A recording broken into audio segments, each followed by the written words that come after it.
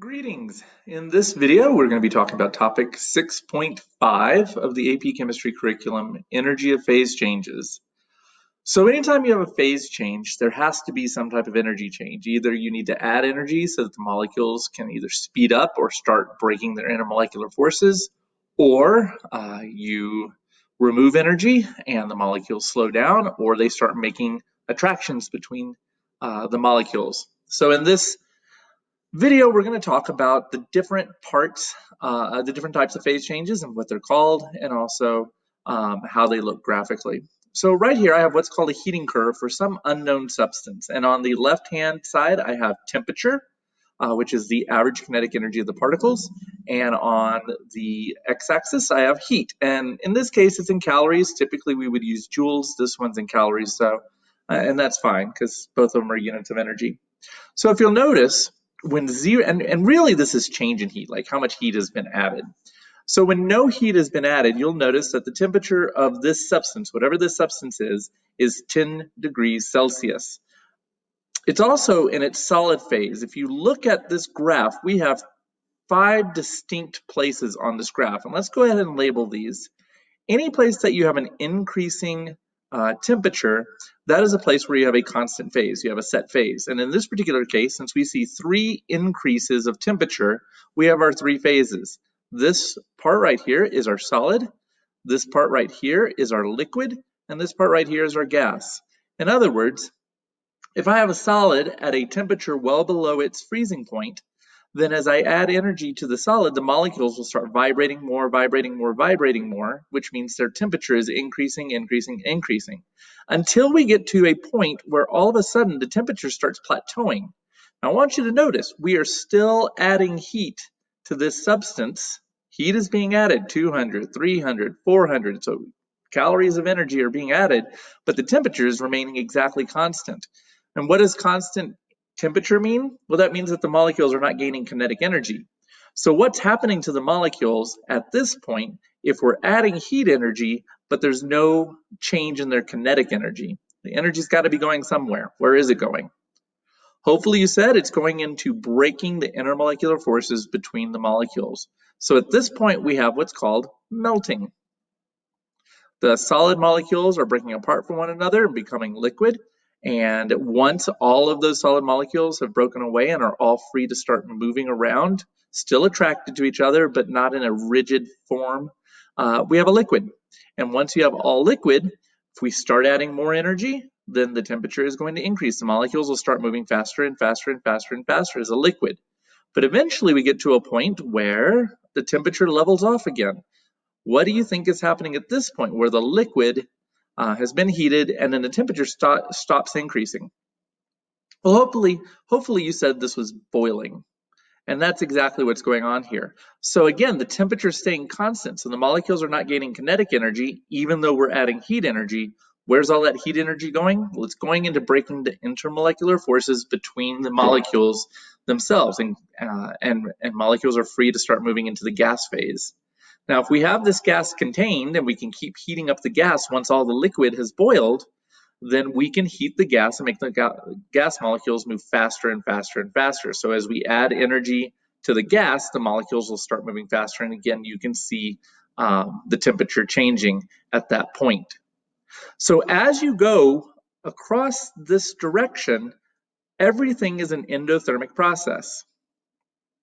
In other words, it requires energy to raise temperatures. It requires energy to melt. It requires energy to boil. It requires energy to heat liquids and gases. But what happens if we started off with a gas and went the opposite direction?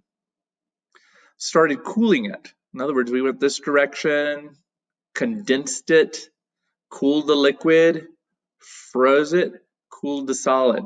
What would that be? Well, if you go that direction, if we started with the gas and cooled it, removed energy from it, then that would be an exothermic process. And that one's hard to think about, that freezing would be exothermic. But freezing is exothermic because you're removing energy so that the molecules can attract one another. So energy has to leave those molecules that are independent of one another or independent of intermolecular forces or strong intermolecular forces, and they release that energy. So as we go this direction, boiling is from liquid to gas, condensing is from gas to liquid. Melting is from solid to liquid, but freezing is from liquid to solid. And these processes are exactly opposite. The amount of energy it takes to melt the entire solid would be the exact same amount of energy released when the liquid becomes a solid. So these amounts of energy are exactly the same for freezing, melting, and condensing, boiling. And that's, of course, due to the law of conservation of energy. So what is the slope of these lines? You'll notice the solid, liquid, and gas have different slopes. Well, the slope corresponds to the specific heats of those processes or of those substances. So the solid has a specific heat. The specific heat is given the symbol C. And for this substance, the specific heat of the solid is how much heat needs to be added for the temperature to change. In other words, how much heat do we need to add for the temperature of the substance to go up 1 degree Celsius? Over here on liquid, you'll notice it takes less heat to raise the temperature. And this is going to be the specific heat of the liquid. If we look over here at the gas, you'll notice that the gas takes a lot of energy in order to raise the temperature just a little bit. And so this has a specific heat that is actually greater than the other substances. The slope of the line relates to the specific heat of the substance.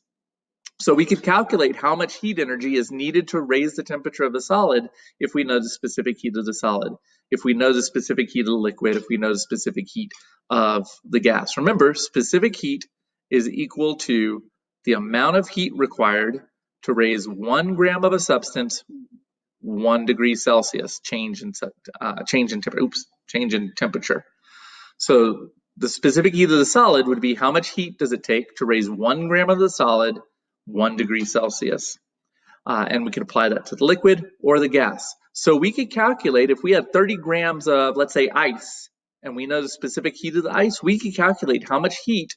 I'm going to rearrange this equation, mc delta T.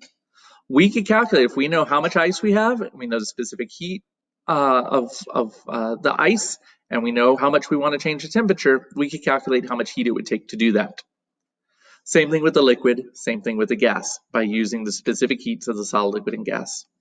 For the freezing and melting, we use a couple of terms that are called the enthalpy of fusion, and that is the amount of heat per mole needed to freeze a substance. In other words, if we know how much heat it takes to freeze 1 mole of a substance, we can calculate what's called the enthalpy of fusion for that substance.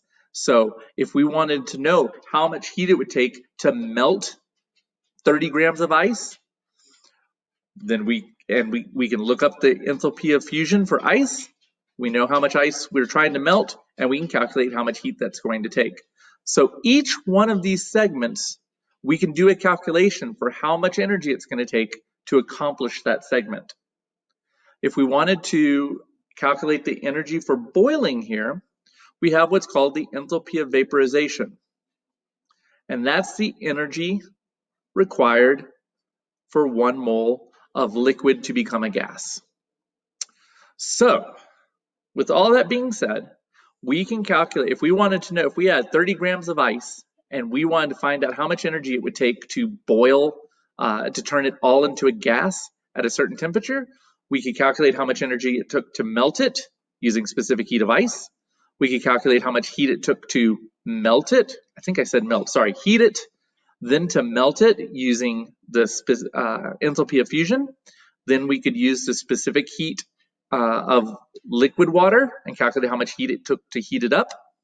Then we could take the enthalpy of vaporization and calculate how much energy it took to vaporize the liquid.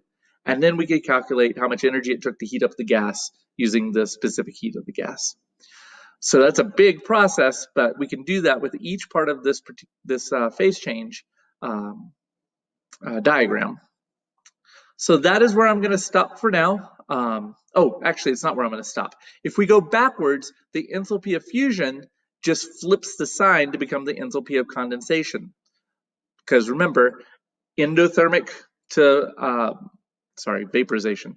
Endothermic to vaporize and exothermic to condense. So the enthalpy of vaporization would be positive for boiling and negative for condensing. Same thing with fusion. So the enthalpy of fusion is the energy to melt 1 mole of a solid into a liquid. So that would be positive. The enthalpy of freezing would be the opposite, but exactly the same magnitude, but negative. Okay, so that's where we're going to stop. Just a little reminder about phase changes. Good luck, and let me know if you have any problems.